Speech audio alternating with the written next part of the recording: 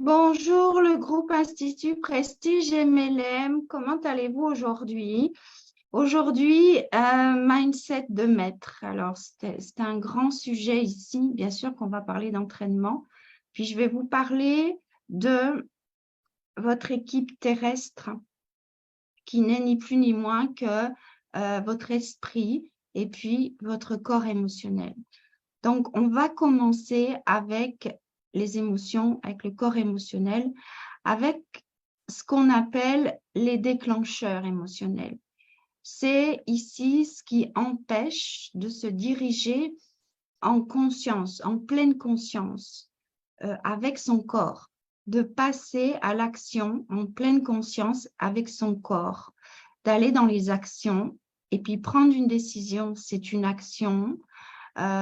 Se mettre en action avec quelque chose qu'on a prévu, décidé ou qu'on doit faire, bah oui, c'est une action ici.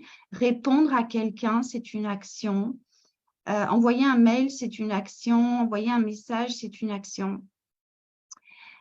Donc, tous ces déclencheurs qui dirigent votre vie aujourd'hui, ces réactions émotionnelles, on appelle ça aussi comme ça, qui dirige votre vie. Puis dites-moi bien dans les commentaires si vous voyez de quoi je parle, de ces déclencheurs ici, et qui font que, bien évidemment, en passant à l'action dans ces états émotionnels-là, où toutes nos actions, toutes nos décisions, toutes nos réactions vont être dirigées par cet état émotionnel qui est notre conditionnement, et qui fait qu'on va obtenir toujours les mêmes résultats dans sa vie. Ces états, ces déclencheurs qui font qu'on rentre dans des états de colère, de tristesse, ça peut être du ressentiment, ça peut être de la frustration, ça peut être de la déception, ça peut être de l'agacement ici. Vous pouvez nommer aussi d'autres choses qui vous viennent ici à l'esprit. Ici, donc, je suis déclenchée par une personne, par une situation, par un événement extérieur. Un événement, quelque chose que vous avez vu, lu, entendu. Il y a bien sûr ici tellement d'espace où je me retrouve déclenchée et où je ne peux même pas savoir comment c'est arrivé. Entre autres par rapport aussi à la tristesse, à la colère, où je vis des choses toute la journée, je les vis, je ne suis pas bien, puis la colère, elle peut se déclencher qu'une fois que j'ai fini mon travail, puis que je me retrouve avec ma famille, puis ici, la moindre petite chose, je vais être déclenchée dans une colère folle. Et inconsciemment en croyant que c'est ça qui a déclenché, alors qu'en fait, le déclencheur, ça a été bien plus tôt dans la journée. C'est ici où j'ai pas conscience, en fait, d'avoir été déclenchée à un moment donné. Ça peut être aussi la tristesse, où je passe ma journée à faire des choses, à regarder des choses, à rencontrer des gens, et où le soir, je ne sais pas pourquoi ni comment, je tombe dans une profonde tristesse. Je me demande d'où ça vient. En fait, j'ai été déclenchée dans la journée par quelque chose que j'ai vu, que j'ai entendu, ou par une personne que j'ai côtoyée. Donc, c'est tellement subtil, ces déclencheurs-là.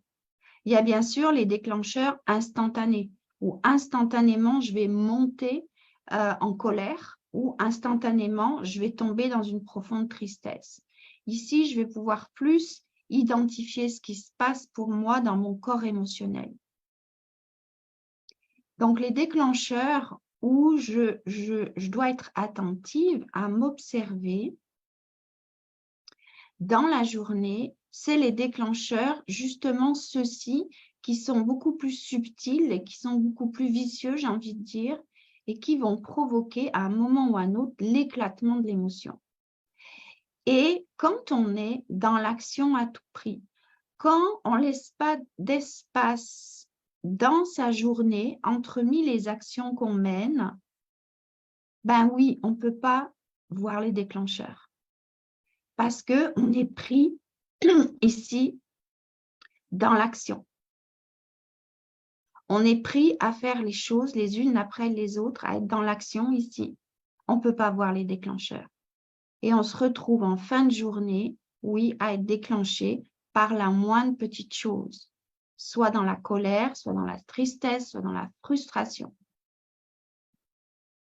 Donc, ce que je vous amène ici, c'est vraiment à créer des espaces dans votre journée où vous pouvez mesurer et surtout ne pas banaliser, en fait, toutes les choses dans la journée qui viennent effectivement être des déclencheurs pour vous. Parce que ce qui se passe souvent, c'est ça, c'est qu'on banalise la petite chose. Oh oui, ça m'agace, ça m'énerve, mais bon, allez, je fais ce que j'ai à faire, etc. J'envoie le mail, machin, ok, je passe à autre chose. Et le fait de banaliser toutes ces petites choses qui en fait sont des déclencheurs pour moi, fait que à un moment donné, alors ça peut être le soir même, ça peut être le lendemain, et si je suis vraiment dans l'action continue à tout prix, peut-être que ça va être dans un mois, mais qu'est-ce qui va se passer ici? C'est que je cristallise dans mon corps l'émotion. Et là, c'est beaucoup plus profond et beaucoup plus long à dissoudre à un moment donné. Et c'est ça aussi qui crée même les maladies. Le stress en fait partie. Donc, c'est d'être en observation de soi, de créer des espaces réguliers dans la journée, ça pourrait être toutes les heures, où identifier vraiment ce qui vient me toucher, ce qui vient ici me mettre et m'arrêter ici et observer ici ce qui se passe pour moi avant de continuer à passer à l'action. C'est ça l'entraînement ici à faire. Et à m'observer dans mes réactions émotionnelles, à être en conscience de mon corps ici qui réagit. La moindre petite réaction ici, je ne la banalise pas, je la prends en compte et je prends un temps ici. Je peux même être amenée, ce corps émotionnel, il peut même m'amener à être paralysée devant une action comme mon esprit, vers laquelle mon esprit veut aller. Connaissez cette peur-là paralysante qui est tellement confrontante alors que je dois mener des actions ici. Ce qui se passe, c'est que l'ego du mental, on peut appeler ça l'esprit, communique avec votre corps émotionnel. L'information passe à travers l'ego conditionné, qui a ses propres perceptions. Ici, on peut être autant de personnes et avoir autant de perceptions que de personnes ici. Vous réagissez à travers vos perceptions. Vos perceptions deviennent des lunettes, des loupes à travers lesquelles vous voyez ici.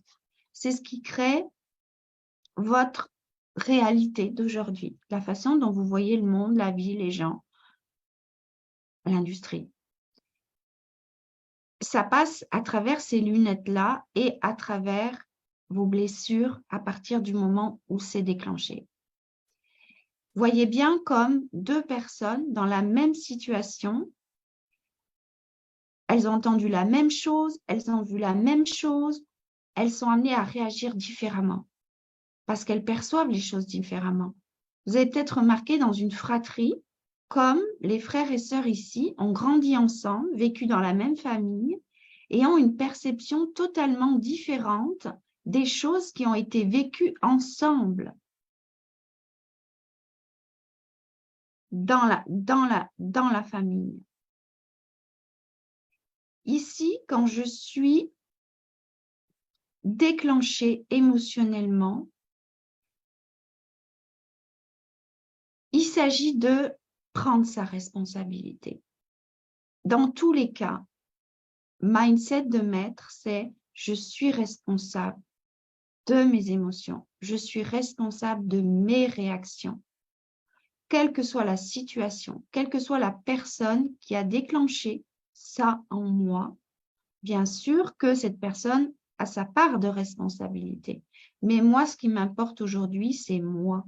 C'est de prendre soin de moi, c'est de prendre soin de mes émotions et c'est surtout de me diriger en dehors de mes émotions. Donc, quand je suis déclenchée émotionnellement, et déclenchée encore une fois, ça peut être très subtil parce que ce qui se passe, c'est que vous êtes tellement habitué à être déclenché toute la journée. Vous êtes tellement habitué à être contracté. Vous êtes tellement habitué à faire les choses en automatique que vous ne vous rendez pas compte des déclenchements subtils que vous vivez. Est-ce que ça vous parle, ça? Donc ici, parce que j'ai décidé de faire ce travail-là en moi, c'est parce que j'ai décidé d'avoir un mindset de maître, c'est parce que j'ai décidé d'incarner un leadership de haut niveau que je fais ce travail-là en moi.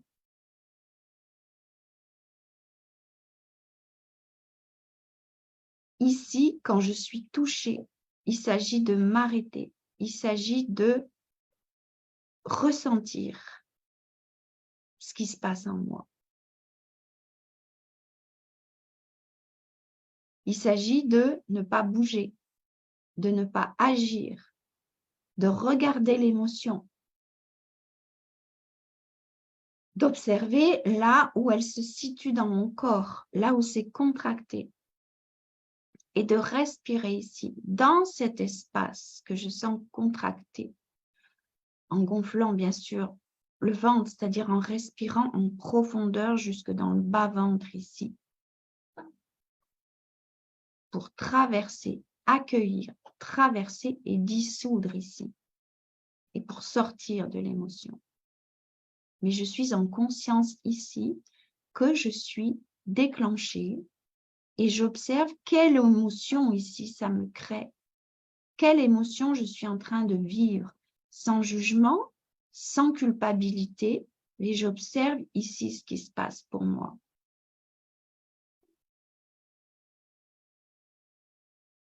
Quand l'esprit veut quelque chose, l'esprit veut réussir, l'esprit veut passer à l'action, l'esprit veut avoir du succès, l'esprit a pu placer des choses dans son agenda et puis le corps émotionnel ici ne veut pas y aller. Il y a comme une lutte ici entre l'esprit et le corps émotionnel. Et j'aimerais vous amener dans cette image où votre esprit et votre corps émotionnel sont en réalité une équipe. C'est en réalité votre équipe terrestre. Sans cette équipe terrestre, on ne peut pas, dans ce monde d'humains, bouger, passer à l'action, agir, aller dans une direction ou dans une autre. C'est notre corps physique qui nous permet ici de réaliser des choses matériellement. Donc, on va dire que c'est notre équipe terrestre. L'équipe terrestre, ici, on pourrait l'imager par votre esprit, c'est un jockey, et puis votre corps émotionnel, c'est le cheval, ici. Vous voyez l'image? Donc, le jockey, qui est votre esprit, veut emmener le cheval, qui est votre corps émotionnel, à faire des choses et dans une direction. Sauf que ici, le cheval, qui est votre corps émotionnel, n'est pas éduqué, n'est pas entraîné, n'est pas apprivoisé. Ce cheval-là, il a des peurs devant certains défis. devant certains obstacles. Ce qui veut dire que le jockey entraîne le cheval ici. Il l'entraîne petit à petit à dépasser ses peurs. Il l'entraîne aussi à être guidé parce que le cheval n'a pas l'habitude, il est sauvage, il n'a pas l'habitude d'être guidé. Donc, c'est en l'entraînant jour après jour qu'il va l'éduquer, lui faire dépasser pas après pas ses peurs pour le faire aller dans la direction désirée, pour lui faire des actions, des sauts ici. Eh bien, c'est la même chose. Donc, regardez un jockey sur un cheval sauvage, qu'est-ce qui se passe? Le jockey ici, souvent au début, qu'est-ce qui se passe? Il est éjecté du cheval. Vous voyez l'image d'un cheval fougueux avec une personne dessus. C'est la même chose, ce qui se passe pour vous. Mais la bonne nouvelle, c'est que vous êtes en capacité d'entraîner. Votre esprit est en capacité d'entraîner le cheval ici. Votre esprit est en capacité d'entraîner le corps émotionnel pour l'amener là où vous voulez qu'il aille, dans les actions où vous voulez qu'il aille, à faire les choses que vous voulez qu'il fasse. Ici, votre esprit, il s'agit d'en changer les perceptions qu'on appelle aussi les croyances. Changer ces perceptions est le début de l'entraînement ici. Mais bien évidemment, pour changer ces perceptions, il faut être en conscience que tout ce que je crois et qui me limite, parce qu'il y a des croyances qui sont bonnes, hein, mais tout ce que je crois et qui me limite ne sont que des croyances. Et ça, j'ai le pouvoir d'en changer. C'est d'ailleurs, je crois, le seul pouvoir qu'on a, c'est celui-ci. De pouvoir changer ses pensées et ses croyances, c'est le seul pouvoir qu'on a.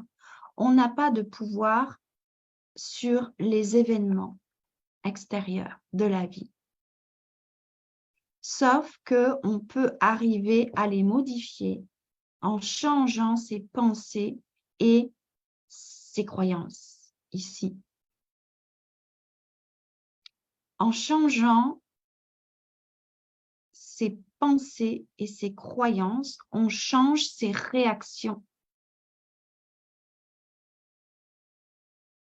Et donc, en changeant ses réactions, on change le résultat. On peut ici choisir le résultat et adapter sa réaction pour obtenir ce résultat. Un événement se produit dans votre vie.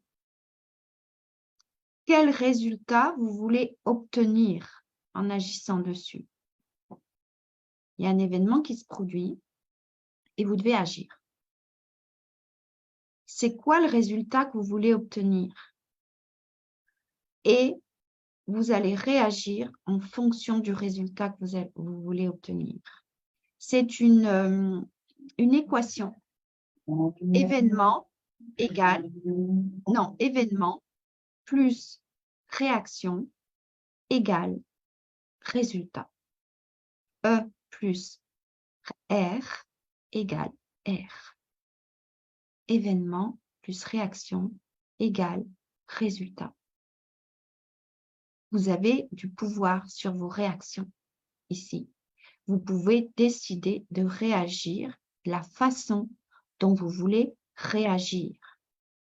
Pour cela, il faut être en conscience de vos émotions au moment où vous réagissez. Bien sûr, on ne réagit jamais dans un état émotionnel déclenché. Dans un état émotionnel déclenché, on n'est pas dans le discernement. On perd le discernement. On perd la réalité des choses. On est dans l'illusion. Vous avez le pouvoir de choisir vos réactions. Pour cela, il faut être en conscience de vos émotions et de vos déclencheurs émotionnels.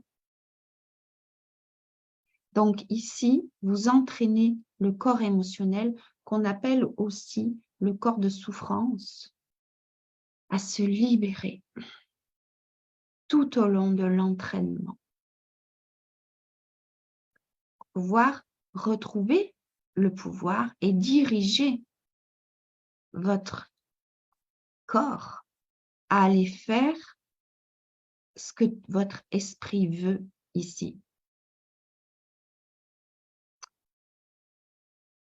La vie, les émotions, les situations se créent à partir de ma réalité, c'est-à-dire à partir de mes perceptions et à partir de mes croyances. Ma réalité est la perception que j'ai de la vie à travers mes propres croyances. Pourquoi il y a des gens qui vivent des situations incroyables, puis parce qu'on en a tous dans notre vie, et puis certaines personnes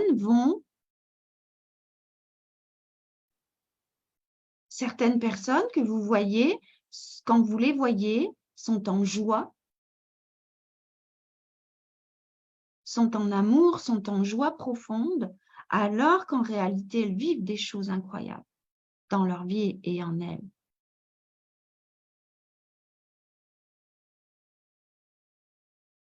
Notre vraie nature ne ressent ni colère, ni frustration, ni toutes ces émotions du corps de souffrance. Notre vraie nature ne ressent pas ça. Notre vraie nature, elle est en dehors de l'ego.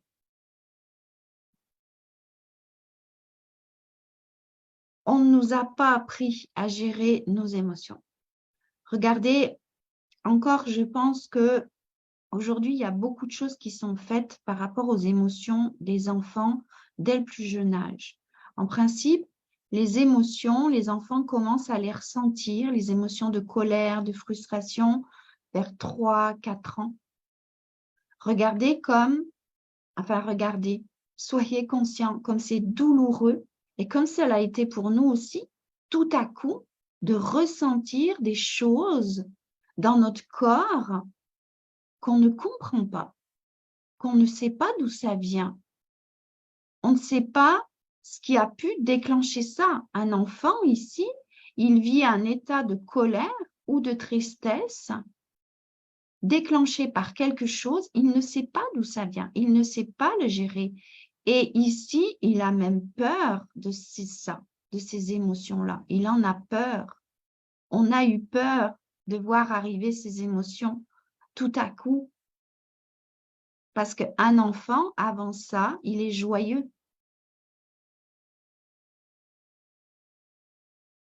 On a été dans notre vraie nature les premiers mois et peut-être 2 premières années, 2-3 premières années de notre vie, dans notre vraie nature. Tout s'est déclenché après et tout a continué après.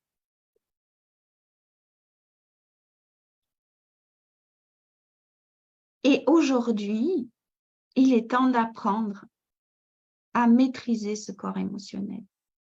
Oui, c'est un enjeu ici parce que on va se mettre à maîtriser notre corps émotionnel qui a engrangé tellement de souffrances, tellement de blessures, tellement de croyances en lien avec ces blessures. Ces blessures qui ont créé des croyances dans l'esprit aussi. on n'a pas appris à accueillir, à traverser et à dissoudre ça. Donc, tout ça, c'est resté cristallisé ici, au niveau du corps émotionnel, et c'est ce qui a créé des croyances dans notre esprit.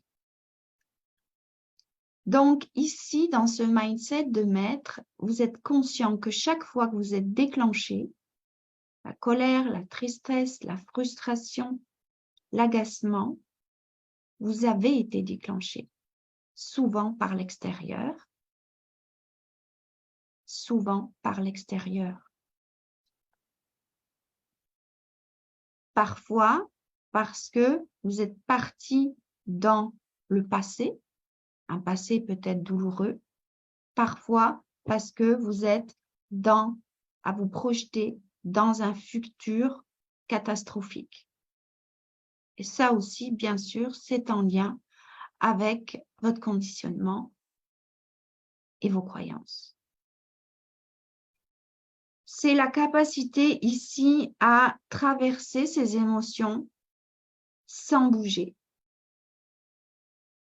sans prendre de décision, sans communiquer, sans passer à l'action ici. C'est à tenir la douleur que ça peut, parce que c'est une douleur, de ne pas réagir avec ces émotions-là, de rester comme ça avec, de tenir cette émotion-là, de l'observer. Même si c'est douloureux et qu'on a envie d'agir, vous savez, la colère, hein, comme ça amène à agir tout de suite la colère. Et comme ça peut être douloureux, vous en ferez l'expérience. Puis si vous en avez fait l'expérience, vous pouvez nous le partager. La colère, la frustration, la tristesse, la trahison, l'injustice, toutes ces choses ici. Et où je ne bouge pas avec. Je n'agis pas.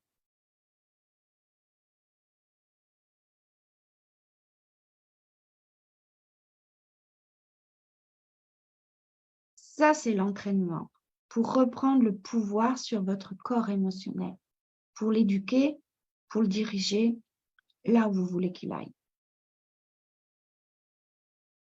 Dans ce mindset de maître, on peut aussi observer les choses. Vous savez, je vous en ai parlé de ces choses que je ne tolère pas dans ma vie. Puis que je continue à dire oui. Je continue à accepter ici. Souvent parce que ça part d'une dépendance affective. Mais pas que. Parfois, quand je garde des choses, alors que je ne les tolère plus dans ma vie, il y a parfois derrière ce qu'on appelle des bénéfices secondaires à continuer de tolérer.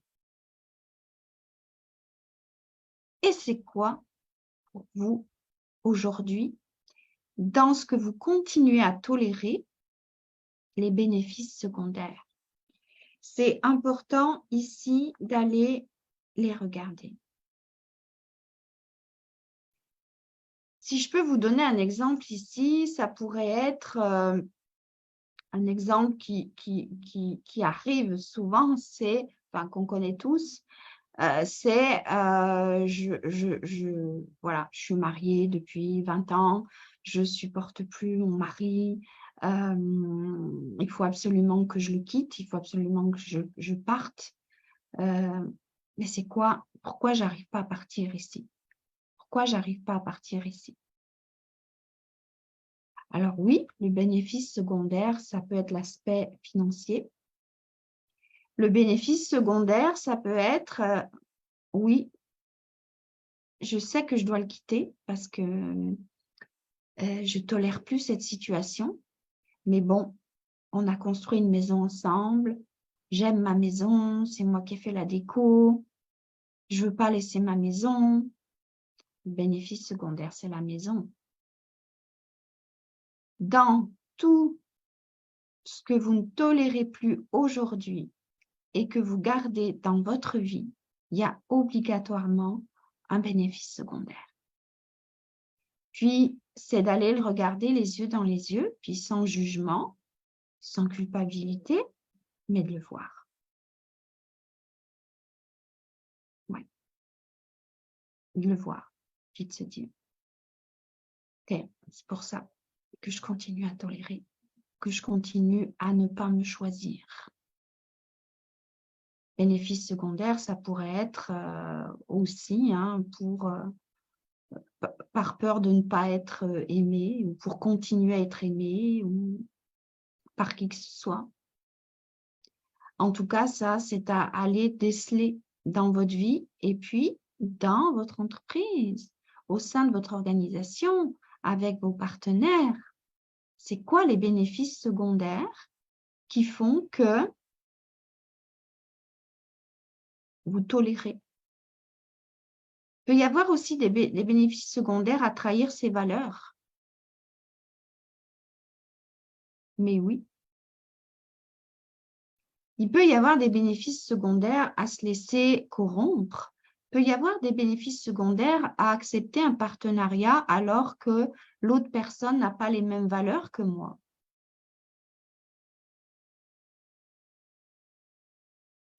Et quand on a un mindset de maître, même s'il y a des bénéfices secondaires, même si on a l'impression de perdre quelque chose ici, on ne s'attache pas aux bénéfices secondaires. Donc, c'est ici que je vous invite aussi à aller visiter dans votre vie et dans votre entreprise, c'est quoi les bénéfices secondaires qui fait que je reste dans une situation que je ne tolère pas en fait.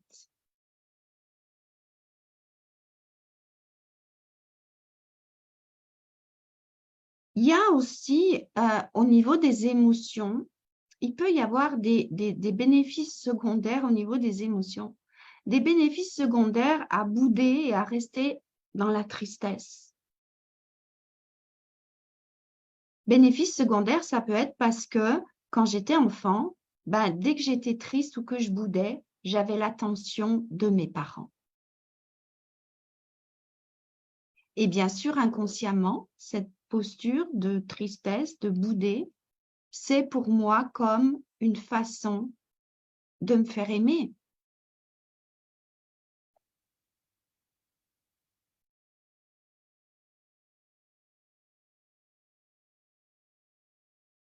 Regardez ici les bénéfices secondaires qui font que vous restez, que vous tolérez des situations.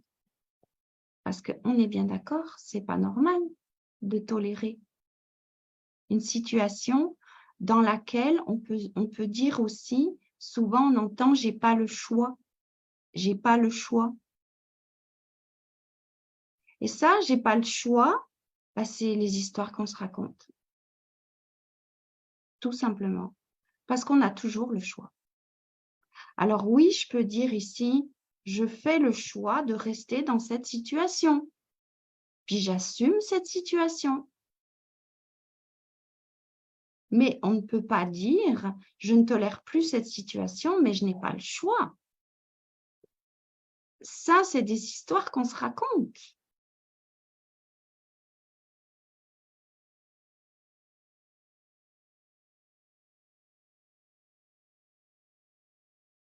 Quand on a acquis ce mindset-là, ce qui est intéressant aussi, c'est que chaque parole de l'autre, mais on voit clairement les histoires qui se racontent ici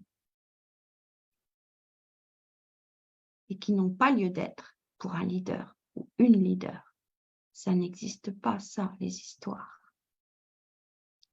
Ces voix-là qui arrivent pour vous raconter des histoires. Moi, j'appelle ça des trolls, comme des petits trolls qui arrivent là, raconter des histoires pour vous manipuler et manipuler les autres par la même occasion, puisque vous les racontez les histoires. Et ici, c'est de les voir arriver, les histoires, puis de les entendre, de les écouter. Non. Je ne me laisserai pas avoir ici par les trolls.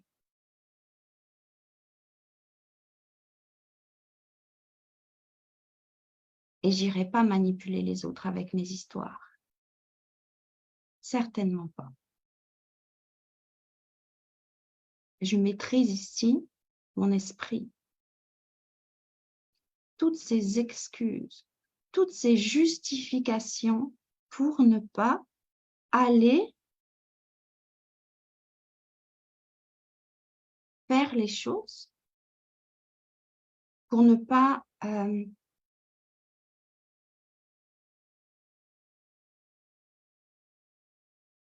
passer à l'action dans le sens où je dois aller.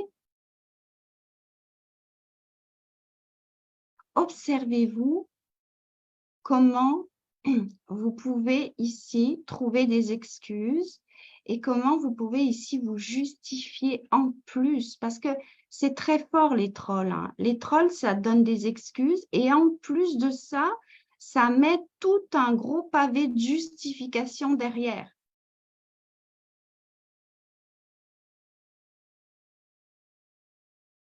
Entraînez-vous à les écouter. Entraînez-vous à les écouter et ne leur donnez pas du pouvoir ici. Soyez honnête avec vous-même. Vous avez peur? Ben, vous dites j'ai peur. C'est tout. Parce que c'est ça la vérité. C'est pas autre chose. Chaque fois qu'il y a des excuses ou des justifications qui vous arrivent dans l'esprit,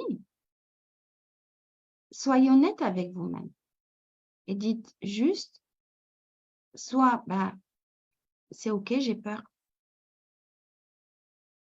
J'assume ça que j'ai peur. Ou alors, vous faites le choix de dépasser cette peur en prenant en compte votre corps émotionnel. Parce que vous allez ici entraîner votre corps émotionnel, prendre en compte sa souffrance, sa douleur que crée le passage ici à l'action, à la prise de décision. Vous allez respirer dedans, l'accueillir, traverser et ensuite vous passez à l'action, prenez la décision. Mais on ne peut pas s'autoriser à se raconter des histoires et à se justifier ici. Jamais de la vie. Si vous êtes ce genre de leader qui passe son temps à se trouver des excuses et à raconter des histoires aux autres, d'abord à vous et puis aux autres,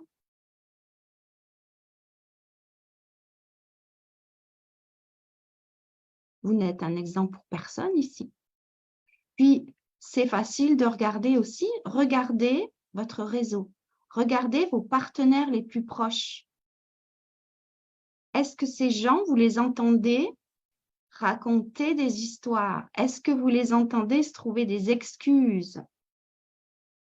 Est-ce que vous les entendez se justifier? Ils sont en miroir avec vous. Tant et aussi longtemps que vous passerez votre temps avec des excuses, tant et aussi longtemps que vous passerez votre temps à vous justifier, les gens le feront.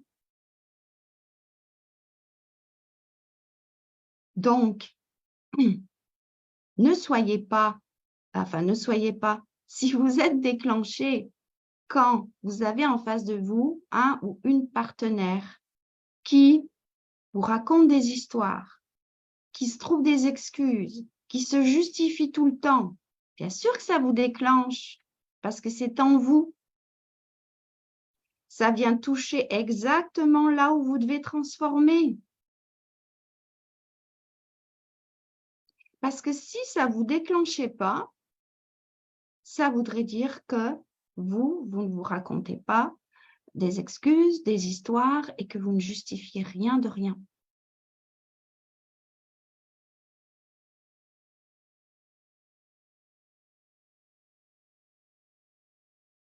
C'est intéressant, n'est-ce pas?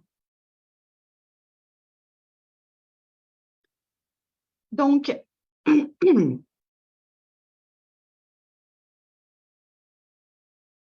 les excuses et les justifications ne sont que des histoires qu'on se raconte pour ne pas culpabiliser. Pour ne pas culpabiliser derrière sur les choses où on n'est pas capable, en fait, de prendre des décisions et de passer à l'action. Voilà, comme ça, on est tranquille, on a la bonne excuse, on a les bonnes justifications, tout va bien. Mais ça ne sert qu'à ça. Donc, si je suis honnête avec moi-même, je les regarde, ces excuses, je les regarde, ces justifications. Et je vois ce que j'en fais. Tout simplement.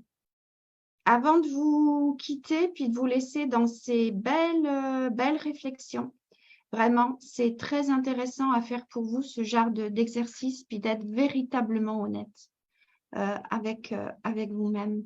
Parce que ici, le chemin, c'est le chemin de mon âme. C'est la voix de mon âme que je suis. Écoutez bien. C'est la voix de mon âme. Je suis, c'est-à-dire suivre. Hein. Je suis la voix de mon âme, quelles que soient les conséquences. Quelles que soient les conséquences. Le chemin, il est fait de ça, en réalité. Je suis la voix de mon âme, quelles que soient les conséquences. Et croyez-moi, j'ai toujours suivi la voix de mon âme. Oui, je me suis retrouvée dans des situations très compliquées, mais j'ai assumé derrière parce que c'était ça mon chemin. Le chemin, il est comme ça. Donc ici, c'est je suis la voix de mon âme, quelles que soient les conséquences. Les cadeaux se cachent derrière ça. Les cadeaux se cachent derrière ça. Tant que vous suivez la voix de votre âme, il n'y a rien qui peut vous arriver. Vous n'allez pas mourir, au contraire. Et vous êtes soutenu toujours dans toutes les épreuves que vous allez rencontrer, tout le temps. C'est ici qu'on peut avoir la foi. C'est sur ce chemin qu'on peut avoir la foi. Parce que tant que je suis la voix de mon âme, je suis soutenue ici. Oui, il y aura des défis. Oui, il y aura des choses à rencontrer. Oui, j'ai des transformations à faire en moi. Puis parfois, ce n'est pas confortable et c'est douloureux. Mais je serai tout le temps soutenue tout du long. Ça, c'est une certitude, je peux vous l'assurer. Et c'est sur le chemin de votre âme, de la voie de votre âme, qu'est votre succès aujourd'hui. Ce n'est pas celui de vos excuses, des histoires que vous vous racontez, des bénéfices secondaires que vous gardez ici pour ne pas perdre quelque chose ou par peur de perdre quelque chose. Ici, vous n'êtes pas soutenu.